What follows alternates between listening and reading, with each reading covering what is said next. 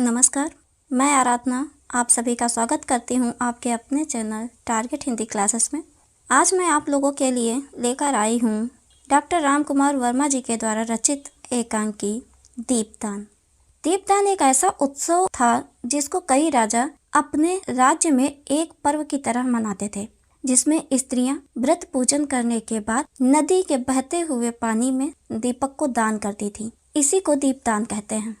यह एकांकी सन 1536 में घटित होने वाली चित्तौड़ के दुर्ग अर्थात किले की सत्य घटना पर आधारित है। इस एकांकी में पन्ना धाई के चरित्र के जरिए माँ की ममता और धाई माँ के कर्तव्य पालन के बीच के अंतर्द्वंद तथा उनके त्याग, बलिदान और देशभक्ति की भावना को दर्शाया गया है।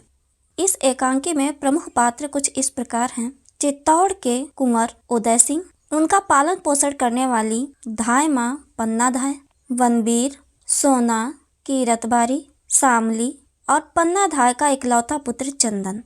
एकांकी कुछ इस प्रकार से हैं। चित्तौड़ के महाराणा थे महाराणा सांगा। महाराणा सांगा की मृत्यु हो जाती है और उनकी मृत्यु के बाद चित्तौड़ का सिंहासन खाली हो जाता है। सिंहासन की देखरेख करने के लिए उनके 2 पुत्र थे। बड़े पुत्र का नाम था विक्रमादित्य, जो चित्तौड़ का महाराणा नहीं बनना चाहता था, क्योंकि उसका मन मल्ल युद्ध में और भोग विलास में लगा रहता था, इसलिए वह महाराणा नहीं बनना चाहता था। और दूसरा पुत्र, जो अभी मात्र 14 वर्ष की आयु का एक छोटा बालक था, उसे ही बड़ा होकर चित्तौड़ का महाराणा बनना है। वही सिंहासन का उत्तराधिकारी था, जिसकी माता का भी स्वर्गवास हो गया था और उसका पालन पोषण कर रही थी महाराणा सांगा की विश्वास पात्र धाय माँ पन्ना धाय।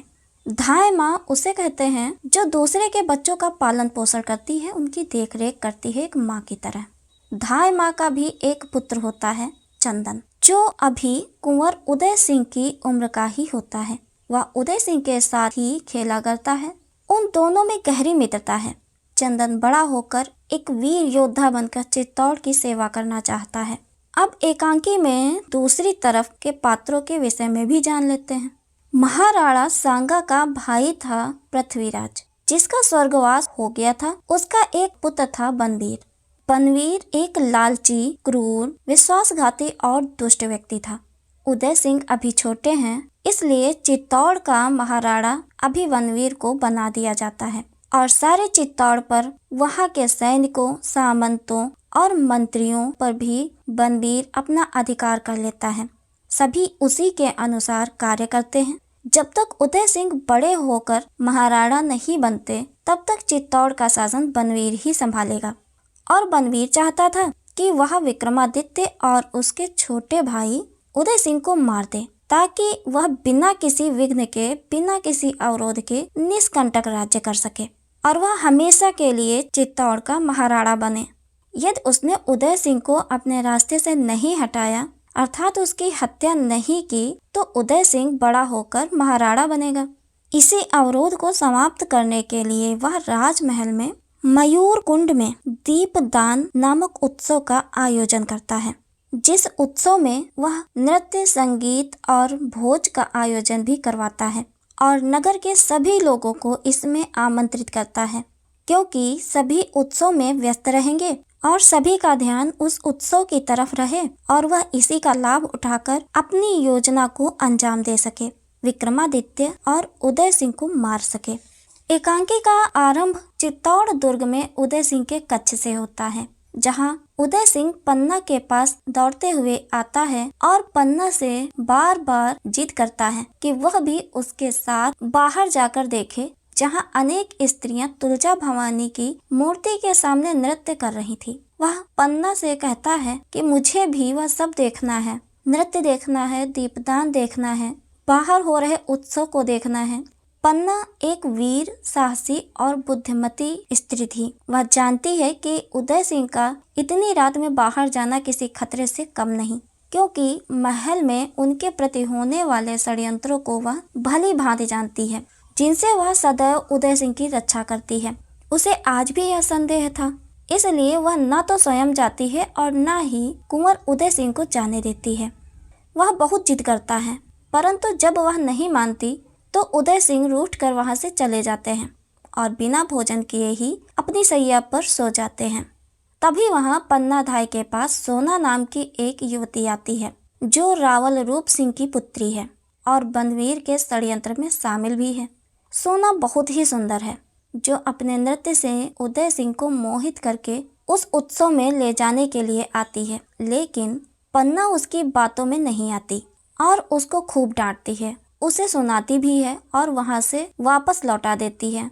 किंतु सोना पन्ना को सुनाते हुए भला बुरा कहते हुए वहाँ से चली जाती है। पन्ना अभी भी बनवीर की मनसा को समझ नहीं पाती।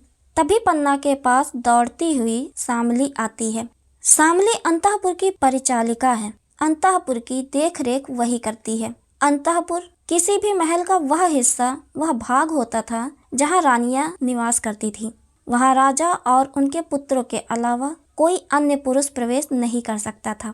शामली भयभीत होकर भागती हुई पन्नाधाय के पास पहुंचकर बताती है कि आज बनवीर विक्रमादित्य के पास अंतःपुर में आया था, जहां उसने विक्रमादित्य की तलवार घोंपकर हत्या कर दी और शामली यह सब छुप कर देख लेती है। शामली को संदेह है कि वह विक्रमादित्य की हत्या के बाद उदय सिंह की हत्या के लिए वहां पर आएगा।